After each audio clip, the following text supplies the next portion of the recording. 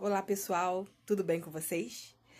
Hoje eu vim falar um assunto que eu já tinha comentado em outro vídeo a respeito da reserva de emergência, que eu tive um imprevisto em uma das minhas casas alugadas e tive que utilizar da reserva de emergência. E como que eu montei essa reserva de emergência? Ela ainda não estava toda completa, montada, eu ainda estava no nível intermediário. Comecei no iniciante e já estava no intermediário, que essa reserva de emergência não é nada mais que um valor que eu deixo guardado para qualquer imprevisto, qualquer problema que eu tiver em alguma área da minha vida. Pode ser, nesse caso foi em obras, né, construção, mas pode ser na área de saúde, pode ser algum eletrodoméstico que quebrar na minha casa ou coisa do tipo. Então, eu estipulei 6 meses do meu salário para poder ter essa reserva de emergência. Como eu sou servidora pública, então eu estipulei 6 meses, não quis estipular um ano, não, porque eu tenho estabilidade, tenho segurança no meu salário, então eu estipulei apenas 6 meses. Então eu comecei com o iniciante e já estava no intermediário. Mesmo assim, minha reserva de emergência acabou. Ela foi toda liquidada. E assim, eu não digo que foi algo ruim, foi algo bom, porque eu tinha um local de onde tirar o valor para poder utilizar na minha emergência, não é verdade? Porque que acontece? Se eu não tivesse esse valor, eu ia ter que primeiro recorrer a um familiar, um amigo, para empréstimo. Se não conseguisse, ia ter que recorrer aos juros do cartão, né, cartão de crédito, que são juros altos, é o juros mais alto que tem no mercado, ou empréstimo, né? Como eu tenho margem ainda, o empréstimo poderia vir antes do cartão de crédito, né? Mas eu não precisei, e ainda mais, eu tive desconto ao comprar o material da obra no Pix, né? À vista ou no Pix, saía com desconto. Então, veja que coisa boa, né? Então, a reserva de emergência, ela proporciona esse conforto financeiro. A gente não ficar no aperto, na insegurança financeira. Só que o que aconteceu?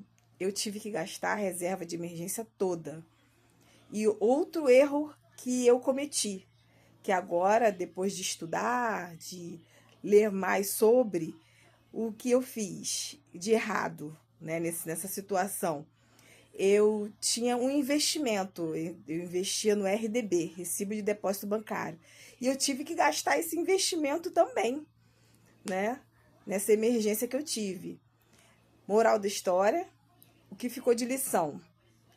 Ter primeiro a reserva de emergência antes de fazer investimentos. Então agora vou começar tudo de novo, vou planejar o valor que eu tenho que reservar, né, os 6 meses, reservar, fazer depósito mês a mês, e antes de ter o investimento, antes de partir para o investimento. O que eu estou utilizando também como poupança para me obrigar a depositar e tudo é o consórcio. Depois também um outro vídeo eu falo sobre isso. Eu estou investindo em consórcio. Ah, mas consórcio só serve para você adquirir um bem. Negativo.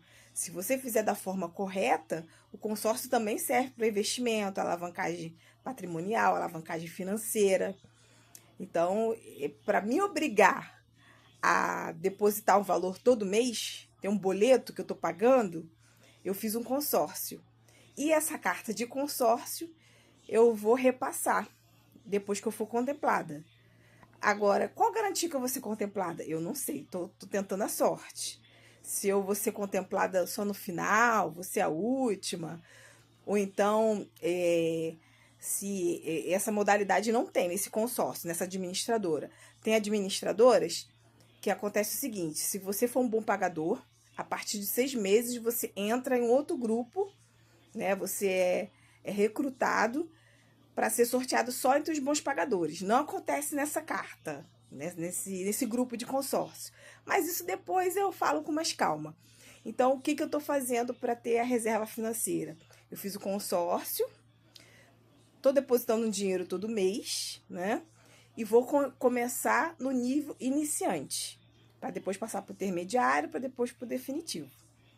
Se você gostou desse conteúdo, deixe um comentário, o like, se inscreva no canal e ative o sininho. Um abraço!